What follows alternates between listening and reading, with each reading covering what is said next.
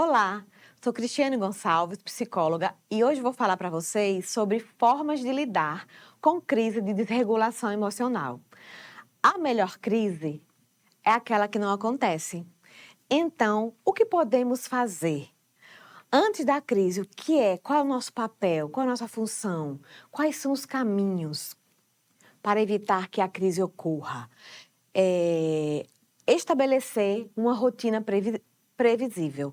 A previsibilidade é o melhor remédio. Rotinas visuais em um cantinho da calma quando sinalizar esse início de crise. Toda criança precisa de previsibilidade, porque a previsibilidade ela traz segurança. Então, um ambiente seguro, criança não desregula. É, Estabelecer as regras claras e consistentes, ou seja, a criança saber o que pode, o que não pode, a hora que vai acontecer cada ação, vai ajudar essa criança a não se desregular. Porque, mais uma vez, eu vou repetir, onde há segurança, não há desregulação emocional. Um espaço da calma na sala de aula, um lugar onde o professor visualize que a criança está meio desconfortável, pode sentar ela, senta ali, fulaninho. Brinca ali com aquele popt, amassa ali um pouquinho de massinha de modelar, vai fazendo com que a criança vá se acalmando antes disso escalar para uma crise. Uma linguagem visual de apoio e um relacionamento professor-aluno com fator de proteção, ou seja, o professor é aquela figura de segurança, de apoio, de aconchego e de afeto, não uma figura que cause medo ou temor. E a linguagem visual de apoio, que seria estabelecer, preparar algumas figuras para que ela consiga visualizar e dizer: eu estou me sentindo triste, eu estou com sono, o barulho está me incomodando, para ela começar a identificar isso também no corpinho dela. Quais são esses sinais de alerta, né? O professor, ele vai evitar, mas quando não dá para evitar, que é que ele tem que perceber que a criança, como a criança está se comportando, que pode vir eclodir nessa disrupção, nesse comportamento disruptivo, né? O corpo fala antes da explosão. Então, uma agitação motora, a criança está falando demais, ou a criança vem com a fala mais agressiva, ou num tom mais alto, ou ela se isola num canto, fica quietinha ali, ou baixa a cabeça na carteira, não quer que ninguém toque nela. Então, o professor vai visualizando aquilo ali e percebe. Então, a partir desse sinal de alerta, ele já pode entrar com intervenção para que essa criança não se desregule. Ele vai até ela, ele pergunta o que é que ela está sentindo, por que ela está com a cabeça baixa, se está sentindo alguma dor, porque nem ela mesma sabe. Como vocês viram na aula anterior, o cérebrozinho dela está em formação, ela não consegue ainda identificar por que aquilo ocorre. Há um desconforto, há um sofrimento, então vem aquela explosão. Mas aí, se o professor já percebe esses sinais, o que é que ele pode fazer? Ele pode dar consciência àquela criança, vai dando nome, você está triste, está feliz? Tá com dor de cabeça? Você tomou café? Você almoçou? São coisas que vão trazer a criança, ela vai trazer a resposta e ele vai sinalizar. Pode ser que ele esteja assim agitado, porque não dormiu bem, porque viu as questões em casa, tipo briga dos pais, ou questão que desregulou e ele não entende, né? Porque é muito imaturo, o cérebrozinho imaturo, e o que ele recebe é um sofrimento. Então, quando o professor percebe isso, ele tem condição de intervir antes do colapso.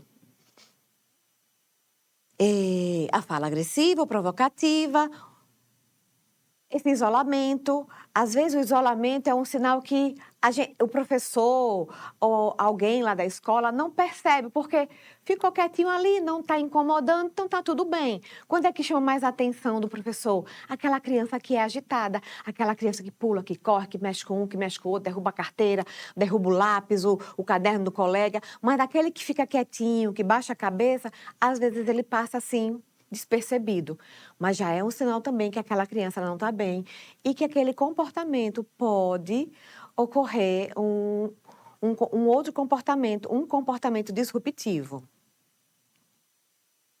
E aí, pronto. Nós analisamos, nós percebemos, nós tentamos evitar, nós vimos os sinais, mas aí a crise veio. E o que fazer? Quais são as ações, né? Primeira coisa é, um adulto calmo regula uma criança desregulada. Então, não adianta um professor desregulado tentar regular a criança, porque ele vai estar fora do eixo de equilíbrio e não vai ter como ajudar aquela criança, porque o que ela precisa ali, ela precisa de alguém que traga segurança a ela. Se ele está inseguro com toda aquela situação, se ele está desregulado, ele não vai conseguir acalmar essa criança. Então, se ele gritar, vai só aumentar o caos. Se ele tocar nessa criança, no momento que já desencadeou essa crise, ele vai piorar a situação. Então, ele precisa entender o que é que ele pode fazer durante essa crise. E também o que não fazer. Porque, às vezes, ele consegue saber o que fazer. Não consigo saber o que fazer. Mas eu sei o que não fazer. Então, são dois caminhos muito importantes. Então, o que é que ele vai fazer? Manter o tom de voz baixo e firme, certo? Como ele conhece a criança, ele pode manter o tom baixo, firme e principalmente afetuoso, porque o afeto vai trazer toda a diferença naquela situação. É ele que é o adulto da relação, então é ele que vai até essa criança dar a ela o que ela está precisando, que é segurança. Reduzir os estímulos do ambiente. Como assim? A criança desregulou na sala. Então, vamos fazer o quê? Vamos tirar essa criança daquele ambiente onde ela se desregulou. Se ele identificou que foi um coleguinha, que foi o barulho, ele vai precisar tirar. Se foi algo que alguém tirou dele, ou que mexeu em algo dele, vai tirá-lo daquela situação. Ou se não conseguir tirá-lo da sala, vai chegar até ele, vai explicar o que aconteceu, vai validar aquilo que ele está sentindo e vai acalmando aquela situação aos poucos. Dar tempo e espaço ao aluno, ou seja, não vai querer que ele se acalme na mesma hora. Então, ele está chorando, ele está gritando, vai ali e vai validar. Esse dar tempo e espaço é uma validação.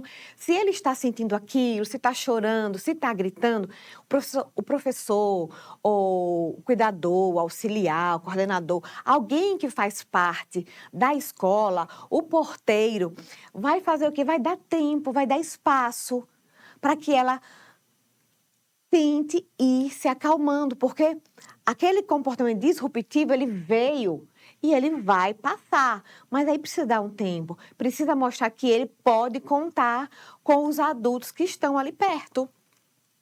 Garantir a segurança física de todos, tanto a dele, quanto a dos professores e dos coleguinhas, das crianças, porque alguns comportamentos, a criança, ela se machuca ou ela machuca o outro ou os outros.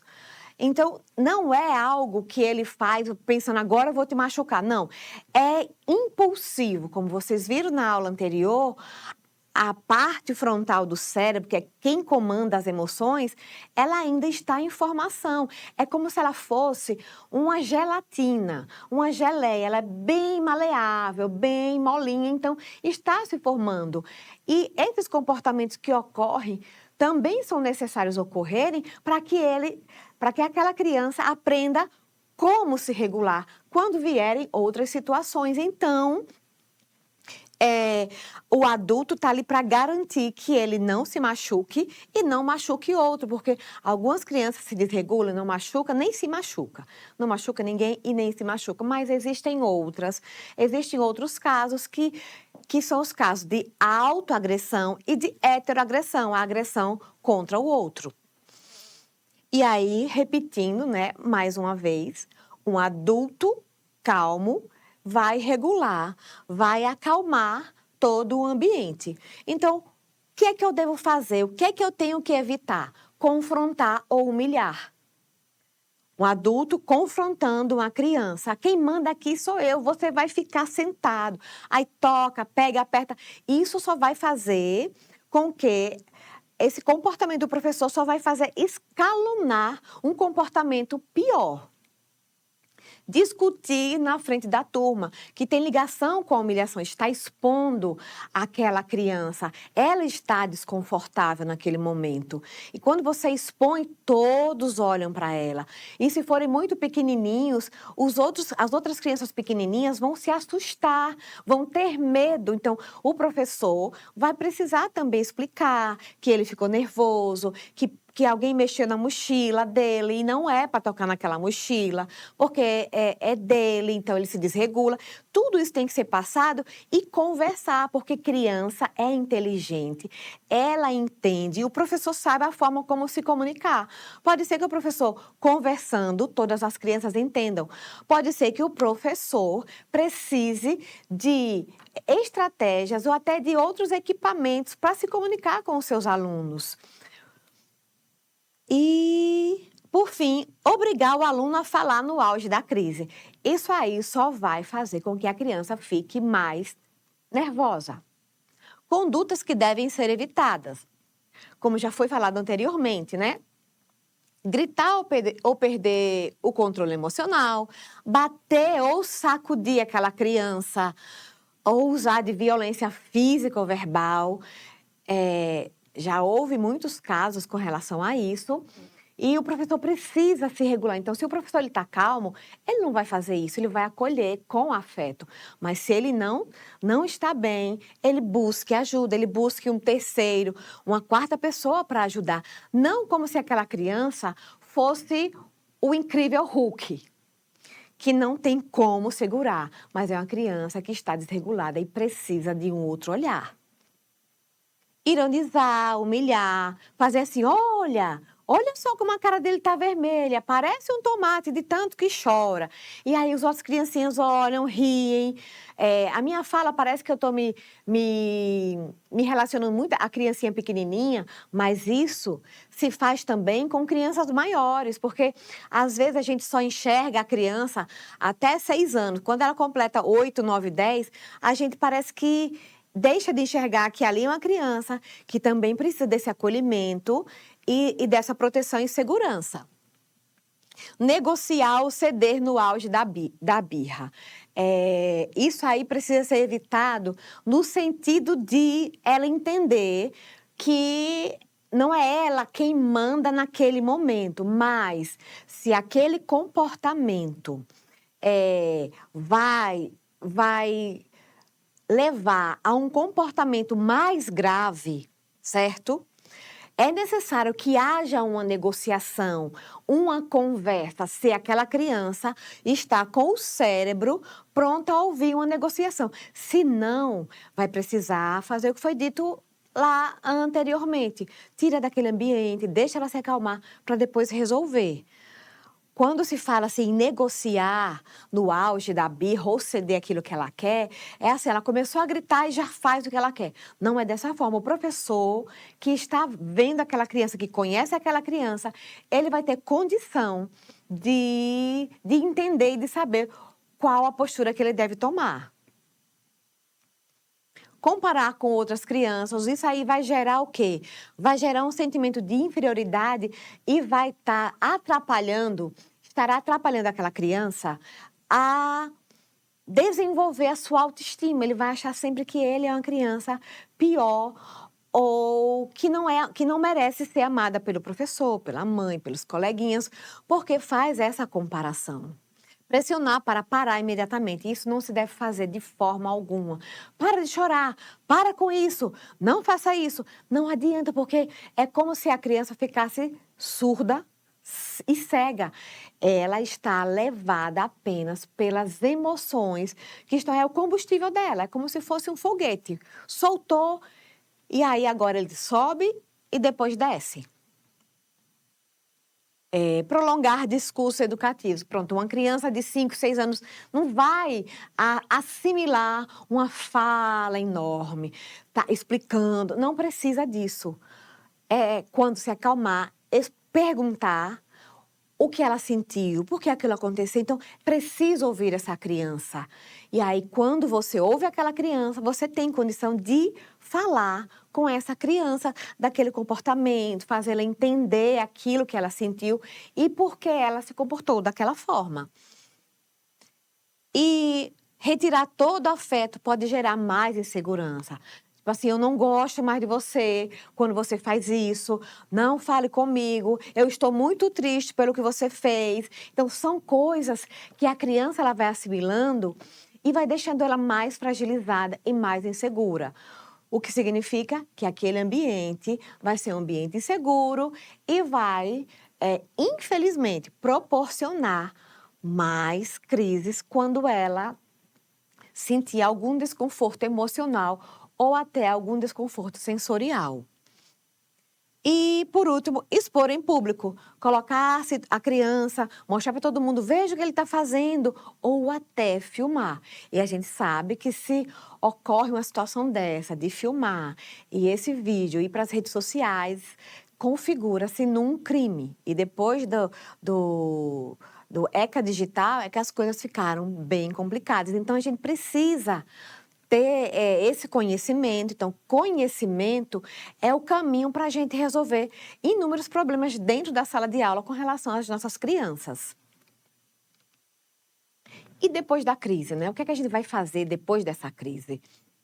A gente precisa reconstruir o vínculo com aquela criança. Por quê? Depois que aquilo ali passa, o sentimento que fica naquela criança é culpa e vergonha. Então, ela não fica assim, ela fez aquela bagunça toda e tá tudo bem para ela. Não, ela está envergonhada, ela se sente culpada. E o que é que precisa fazer? O professor precisa ir até essa criança, sabe? Restaurar esse vínculo que na cabecinha dela foi quebrado. Que ela fez feio, que ela não merece o amor, não merece o carinho. E aí o professor vai e explica para ela, conversa com ela, traz de volta aquela criança para ele ou para ela, para dali ajudar essa criança. Conversa breve no momento adequado, ou seja, a conversa é breve, não é um discurso, porque passou de 3 minutos, a criança já não está ouvindo mais. Registrar o episódio, ou seja, esse registro ele é imprescindível porque você vai ter noção de falar para a mãe, olha mãe, esta semana fulaninho teve já 3 crises, 2 num dia só. E aí a mãe vai ver o que foi que aconteceu naquele dia. A mãe é alguém muito importante, a família é muito importante para ajudar a escola, porque o ambiente familiar ele vai dizer muitas coisas. E essa criança vai refletir esse comportamento de algo que aconteceu em casa, na escola. Então, a mãe precisa ter conhecimento de tudo que aconteceu. Se o filho dela nunca mordeu, pela primeira vez mordeu um coleguinha, a mãe precisa saber para entender, para ajudar essa criança. Então, esse registro, ele é muito importante porque você registra. Registra se foi logo que chegou na escola, se foi antes do lanche, se foi após o recreio, se foi depois de uma tarefinha. Então, vai sinalizando, porque em cada momento pode ter um motivo diferente. Se foi quando chegou, o que é que ocasiona? Toda vez que chega na escola, a criança tem crise. Aí o professor vai entender. Ah, pode ser ansiedade de separação.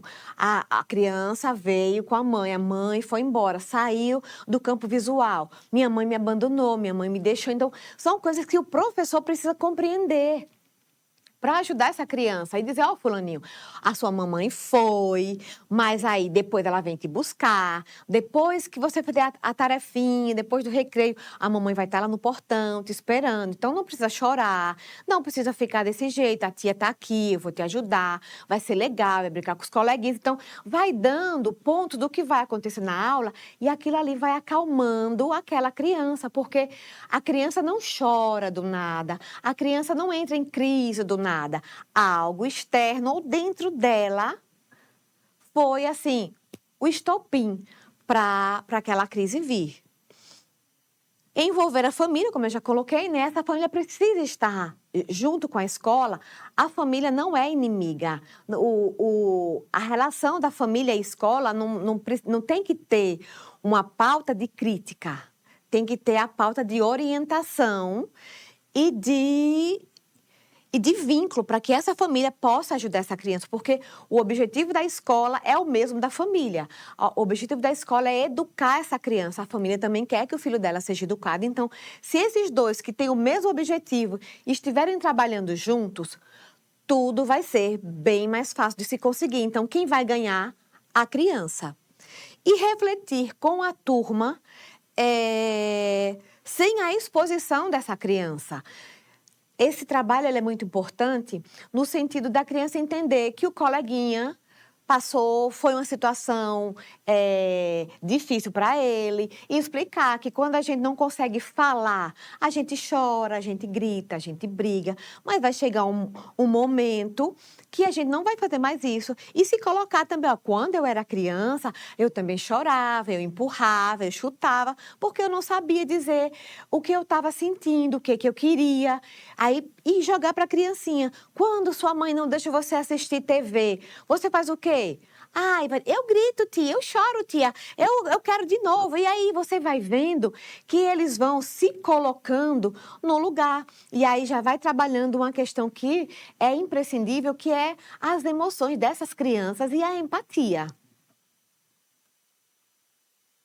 Quais são as estratégias institucionais? Isso, criar um protocolo escolar de manejo dessas crises. Reuniões pedagógicas para alinhamento, os professores, coordenadores e diretores, eles precisam sentar e conversar. E ali eles vão alinhando, porque não existe uma receita de bolo, não há uma fórmula que alguém descobriu lá na Oceania, que deu certo lá, que vai dar certo no Brasil, que vai dar certo em Sergipe, que vai dar certo em Lagarto. Mas os professores, cada escola, conversando, estudando, buscando, vai sim encontrar caminhos para alcançar essas crianças. Caminhos, ó, no plural, porque cada criança tem o seu caminho, tem a sua trajetória. Capacitar continuamente a equipe. Ou seja, vocês estão, nesse momento, assistindo essa aula. Por quê? Porque vocês perceberam a necessidade de aprender mais sobre esse conteúdo para ajudar as suas crianças. Então, isso é um caminho muito maravilhoso. Quando a gente começa a estudar, a gente não quer parar mais, a gente quer aprender mais, a gente quer ter segurança no nosso fazer como profissional. Comunicação transparente com as famílias, conversar com a mãe e a nossa conversa, a conversa da escola com essa família, não é uma conversa de crítica, nem buscando um culpado, nem dizendo para a mãe que ela não está fazendo o suficiente, porque só a mãe, só a família sabe o quanto ela tem feito e o quanto é suficiente. Então, o papel da escola é acolher essa mãe também, porque às vezes ela não tem estratégias, ela não tem ferramentas de ajudar essa criança. Como ajudar essa criança? E como dizem aí, quando nasce um filho, nasce a culpa. E as mães, elas sentem culpas de coisas que não são culpas dela. Então, a escola não está aí para bater o martelo e dizer que a mãe é culpada. A escola está aí para ajudar essa mãe, para segurar na mão dela e dizer, olha, a gente não sabe ainda, mas juntos a gente pode encontrar o caminho de atingir, de ajudar o seu filho. E quando os casos forem mais graves, que forem percebidos que são questões clínicas, que são questões fisiológicas, psicológicas, psiquiátricas ou neurológicas, o que é que vai fazer a escola com a família? Encaminhar para apoio clínico. Procurar um médico, um profissional, especialista nessa área para que venha ajudar essa família. Crises não são fracassos, mas oportunidades de aprendizado e fortalecimento de vínculos. Quando o educador se abre para aprender com a criança atípica, ele não apenas ensina conteúdos, ele transforma vidas, expande horizontes e cumpre o verdadeiro papel da educação, que é acreditar no potencial de cada ser humano. Muito obrigada!